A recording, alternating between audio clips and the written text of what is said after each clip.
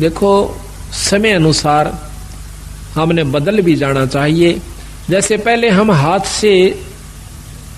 का गंडासा होता था, सानी काटने का यानी कुट्टी करने की जो मशीन है वो हाथ से। पहले पुराने समय बताते हैं कि एक उसको गंडासा ही कहते हैं यहाँ हरियाणा की आदि भाषा में, हरियाणा रोहतक जिले में तो फरसा भी समझो। ऐसे हाथ से पकड़ लिया करते थे, एक तरफ से उसको गहरा कहो, उसको भूस कहो, और दूसरे हाथ से उसके हाथ के बिल्कुल साथ से ऐसे हाथ से काटा करते थे। हमने खुद देखे हमारे दादाजी काटते हुए। वो सुबह उठ जाया करते 2 बजे 3 बजे और कटाए कट शुरू में और काट कर ढूला दिया करते। फिर वो दूसरी मशीन चली जो हाथ से घुमा करके और 2 फरसे उसमें होते हैं, उसने काटने की चली। अब वही मशीन के ऊपर एक मोटर भी रख दी गई बिजली की, जो कि मिनटों में काट देती है बहुत सुविधा के साथ। तो शुरू में जो हाथ से काटा करते थे वो बुजुर्ग, जब वो मशीन चली ऐसे हाथ से काटने वाली घुमा करके, तो वो ऐतराज किया करते थे हमारे दादाजी। यूं कहा करते कि सानी तो बने से उस हाथ के गंडासे थे, ये तो वे मोटी मोटी काटो सो। यानी वो अपनी परंपरा को जो हाथ से कितनी मेहनत की, कितनी खूब हाथ की, वो करना आवश्यक समझते थे, उसी में रुचि बनी हुई थी। और फिर उसके बाद जब मशीन चल गई, मोटर चल पड़ी, तो आज कितनी सुविधा होगी। अब कोई कहे कि नहीं हम तो अपनी उस परंपरा ने को नहीं छोड़ा जो हाथ से काटा करते जो दा के साथ, तो वो गलत है, उनको ज्ञान नहीं है। ज्ञान होगा जब आप सत्संग को सुनोगे, सत्संग सुनने से फिर इसको करके देखोगे जैसे हमने आपको बताया है, तो फिर क्या होगा, फिर आपको घर में भी सुख महसूस होगा। एक परिवार के अंदर लगभग 2 3 व्यक्ति बीड़ी और दारू पिया करते थे, 4 भी भाई सारे पिया करते थे। जब सतगुरु महाराज की वाणी सुनी कि कितना दुख होता है, कितना उनको कष्ट होगा जो आज हुक्का शराब आदि प्रयोग करते हैं, 184 में चले जाएंगे। एक बार सुना, दूसरी बार सुना, तीसरी बार सुनकर उन्होंने प्रण कर लिया कि आज के बाद हम बीड़ी शराब मांस तंबाकू प्रयोग नहीं करेंगे। तो इसी प्रकार मैं कहना ये चाहूं था कि बंदी छोड़ गरीबदास महाराज की जो वाणी है, ये यहाँ हरियाणा में प्रवेश करने में हमें बहुत दिक्कत आ रही है। लेकिन उसके बावजूद भी प्रोग्रेस इतनी आवश्यकता से अधिक होगी, उम्मीद से भी ज्यादा होगी। उम्मीद नहीं थी कि ये भक्तजन इतने जल्दी से इस बात को समझ लेंगे। पर बंदी छोड़ गरीबदास महाराज ने अपनी पूरी शक्ति का प्रयोग किया है। कबीर साहब ने अपनी पूरी रजा बख्श के दिखाई है कि ये काम मैं कर सकता हूं, जो ये कहने लाग रहे से, जो आपको ये रोजाना बताते हैं, ये कार्य मैं कर सकता हूं, और वो करके दिखाया है। जब इन भक्तों को यह बात समझ में आई है कि कबीर साहब भी कोई परमात्मा शक्ति है। यहाँ पर भी आपको मैं सैकड़ों आए हैं, पर इनमें तो सारे के सारा के घर में जो सुख हो रहे हैं ये अपने मुंह तो बता सकते हैं जब से सतगुरु शरण में आए।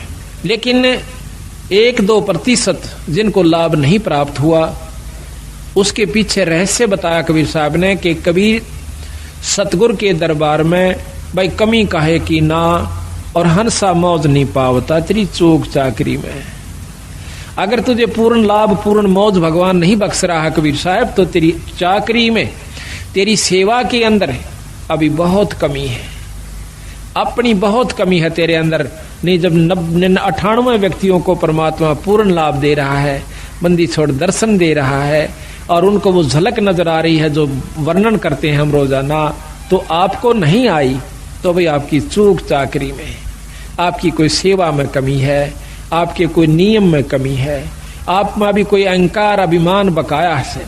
तो सतगुरु महाराज को अहंकार तो लेस मात्र, मान में म्यान कहते हैं तलवार का जो ऊपर का कवर होता है, उसके अंदर 2 खड़ग 2 तलवार नहीं समा सकती, किसी रूप में भी नहीं समा सकती।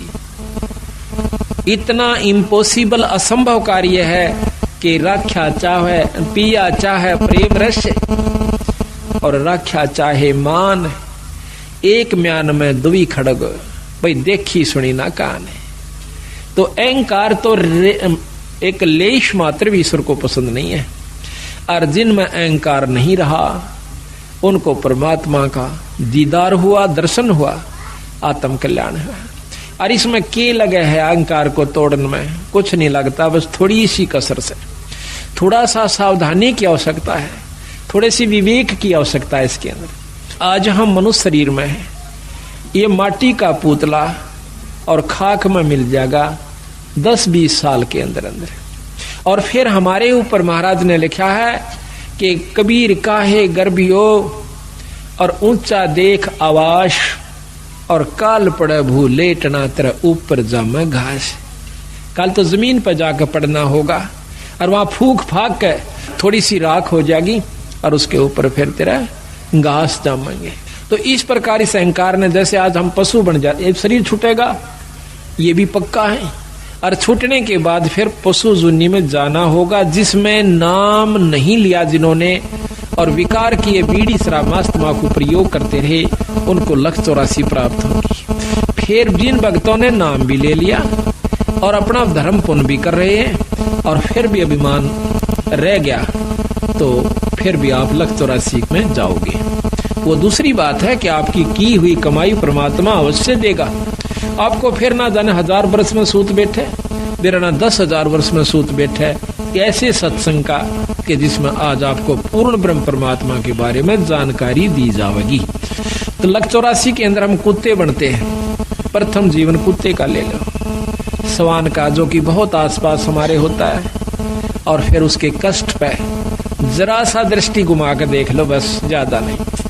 कल हमने देखा रात्रि में इतनी ठंड थी, अरे कुत्ता इस गली के अंदर है, बाहर पड़ा बेचारा, और ऊपर से उसके खांसी होगी।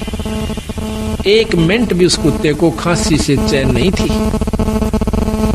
अब देखियो, पहले तो जन्म कुत्ता, ऊपर से ये खतरनाक रोग उसको लग गया। फिर कोई टांग तोड़ दे, आम कुत्ते के पैर में लंग पावेगी। क्यों पावेगी? कि उसका कोई ना कोई डला, कोई लठ या कोई पहिया उतर जाएगा, क्योंकि बिचारे बैठे वो पिछला अहंकारी जीव था। उसने कोई नो कहते न थोड़ा इधर वाले कौन होता, अभिमान रखा करता था, और आज अभिमान उसमें जोका तू है। अपने अहंकार वो बिचाले बैठेगा और बिल्कुल ऊपर गाड़ी चढ़ना हो लेगी जब थोड़ा सा सरकेगा एक तरफ में। वो पिछला जो उसके अंदर बदमाशी थी वह अब भी मौजूद है। कई कुत्ते ऐसे देखें कि जीप ऊपर चढ़ना हो जाएगी जब थोड़ा सा हलते हैं, तो उस कष्ट के कारण, उस अहंकार के कारण उसने कितना भारा दुख मोल ले लिया। तो इन बातों ने याद रखेगा जो भगत, तो उसको कोई भी अहंकार नहीं रहेगा। अब हम सत्संग में यही सिखाते हैं।